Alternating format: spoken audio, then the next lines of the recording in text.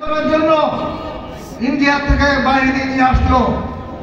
আপনারা অনেকেই দেখে থাকবেন যারা গুলি করতেছিল অনেকেই হিন্দিতে কথা বলতেছিল, কারণ বাংলাদেশ সেনাবাহিনী সহ বাংলাদেশের অন্যান্য বাহিনী এই ছাত্র জনতা সহ বিএনপি সহ অন্যান্য রাজনৈতিক নেতৃবৃন্দের উপরে গুলি করবে কিনা এই ভয়ের কারণে শেখ হাসিনা ইন্ডিয়া থেকে বাহিনী এনে আমার সাধারণ বিএনপি নেতা কর্মী শুধু নয়, এদেশের কৃষক, শ্রমিক জনতা, রিক্সাওয়ালা, ছাত্র জনতা, মেহনতি মানুষ তাদের উপরে অকাতরে গুলি চালিয়েছে।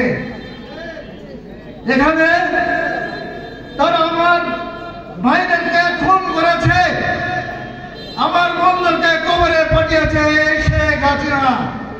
আমরা কি এই স্বৈরাচারী শেখ হাসিনাকে ক্ষমা করতে পারি?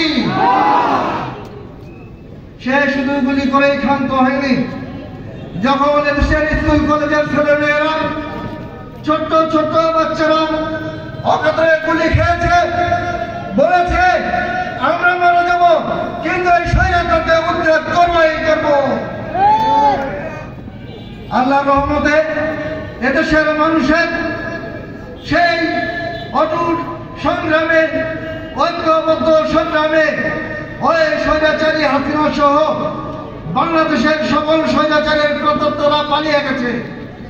কিন্তু আমরা লক্ষ্য করলাম স্বৈরাচারী শেখ হাসিনা, তার মামার বাড়ি শেখ হাসিনা ওই ইন্ডিয়াতে বসে বাংলাদেশে আবার নতুন করে ষড়যন্ত্র করার পায়তারা করছে। বাংলাদেশের স্বাধীনতাকামী মানুষ, বাংলাদেশের ছাত্র জনতা, বাংলাদেশের বিএনপি সহ সকল গণতান্ত্রিক শক্তি যতদিন বেঁচে থাকবে তাদের এই সমস্ত ষড়যন্ত্রকে অবশ্যই প্রতিহত করবে।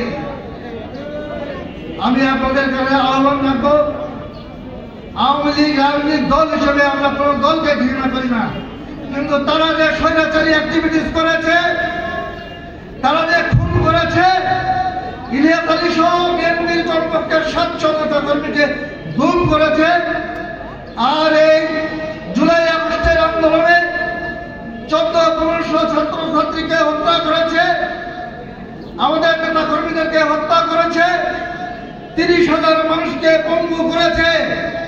এই সকল রামদা বাহিনী, হেলমেট বাহিনী, গুন্ডা বাহিনী, এদেরকে বাংলাদেশের যেখানে পাওয়া যাবে সেখানেই প্রতিহত করা হবে ইনশাআল্লাহ। আমি শুনলাম মোংলাতে নাকি 2-1 মাথা ধোলার চেষ্টা করছে। ভাই, আপনারা রাজনীতি করেন, আমরা অবশ্যই না। ভালোভাবে ভালো মানুষের মতো গণতান্ত্রিক ভাবে রাজনীতি যদি করতে চান করতে পারবেন, কিন্তু স্বৈরাচারী কায়দায় আবার যদি ওই রকম নেশায় উন্মত্ত হন, আমরা আপনাদেরকে বলে গেলাম, আমার ভাই আব্দুল আলীম খোকন ঢাকা বিশ্ববিদ্যালয় স্বৈরাচার উৎখাত করার জন্য যে ভূমিকা রেখেছিল, আমি বিশ্বাস করি এই রামপাল বাংলার জনগণকে সাথে করে নিয়ে, আপনাদেরকে সাথে করে নিয়ে, এখানে আমরা বিএনপির যে সমস্ত সিনিয়র নেতৃবৃন্দ আছেন তাদের সাথে করে নিয়ে এই সকল স্বৈরাচারকে অবশ্যই রুখে দিতে হবে। আগামী দিন এখানে একটা নির্বাচন হবে, সারা বাংলাদেশে নির্বাচন হবে।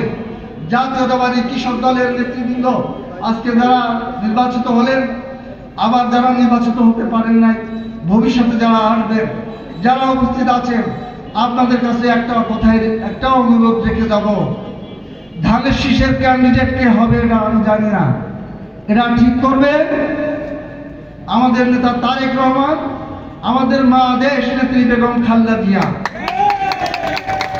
যাকেই নেতা হিসেবে ঠিক করে দিবেন, যার হাতে ধানের শীষ তুলে দিবেন, জাতীয়তাবাদী কৃষক দল সহ এই রামপাল বাংলার সকল বিএনপি তার সহযোগী সংগঠন সহ ধানের শীষের প্রার্থীকে উন্নয়নকে, ধানের শীষের প্রার্থীকে জয়ী করে দেশ নেত্রী বেগম খালেদা জিয়া এবং আমাদের নেতা, ভবিষ্যৎ নেতা তারেক রহমানের হাতকে শক্তিশালী করবে ইনশাআল্লাহ।